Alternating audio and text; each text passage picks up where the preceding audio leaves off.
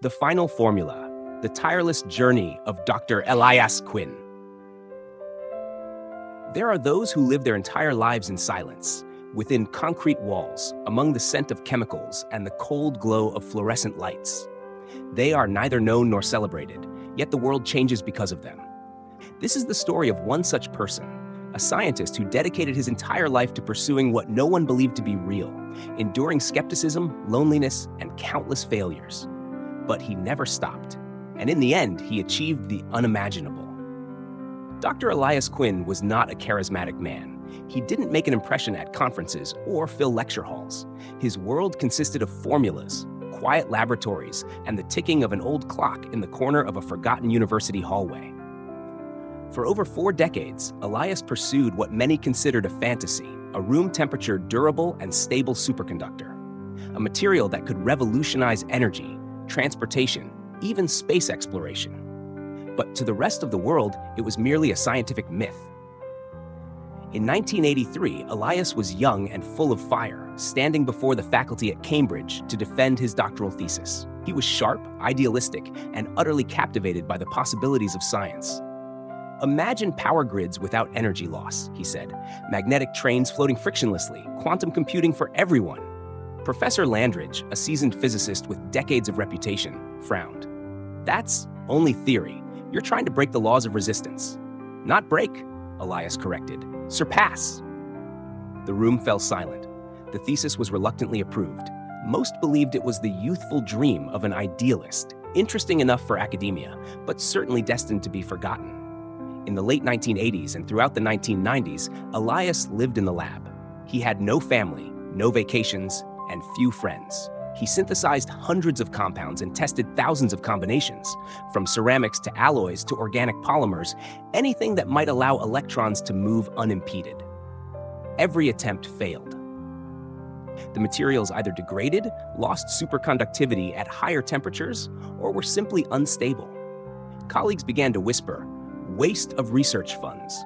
"Still chasing that childhood fantasy? Hasn't published in years, I heard." But Elias persisted. He slept on a folding bed in the lab. Meals were vending machine snacks or cheap cafeteria food. His hands were stained with chemicals, eyes always tired. But inside, the fire burned. The belief that he was on the verge of something monumental never faded. By 2003, his funding was nearly cut. The university had grown weary of his useless research. Younger professors with flashy AI models and dense datasets quickly outshone the image of an old, quiet scientist. "You should stop, Elias," said a former student, now the head of the materials department, over coffee. "The world's moving on. Fusion energy, graphene, biotech. Maybe it's time to retire?" But Elias just shook his head. "I'm almost there," he whispered. "So close." He was lying. To them and to himself. Deep down, he wasn't sure anymore. He hadn't made real progress in years. One winter night, Elias stared at a sample of lanthanum cuprate doped with iron. He had worked with this variation for months. The latest tests showed failure, again. For the first time in decades, he slumped into a chair and cried. Not from failure, from loneliness. In 2009, a postdoctoral researcher from South Korea, Dr. Hana Lee, was assigned to work with Elias as part of a lab rotation program. Many saw it as punishment, but Hana was different. She respected Elias, even admired his obsessive dedication. Where others mocked, she observed and learned. Together, they began reanalyzing old samples using modern technology. Hana introduced machine learning models to predict potential material combinations. Elias, skeptical of algorithms, agreed to try.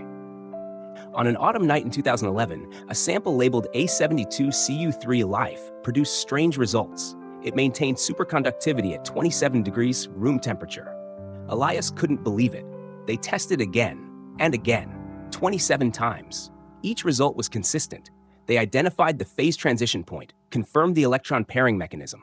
It was real, but the sample was only stable for 40 minutes. It wasn't ready. Still, it was progress. For the first time, Elias had a manuscript, a real paper, a real chance. But the scientific community, worn down by decades of false claims, rejected it. "Cold fusion all over again," one reviewer wrote. Yet Elias didn't give up. He published in smaller journals, presented at lesser-known conferences, and gradually, skepticism turned to curiosity. Labs in Japan and Germany began partially replicating his results. Stability remained the challenge, but the door had cracked open. Years passed. Hana returned to Korea to start her own lab, but she and Elias kept in touch. In 2021, Hana developed a graphene oxide layering technique to stabilize the superconducting phase.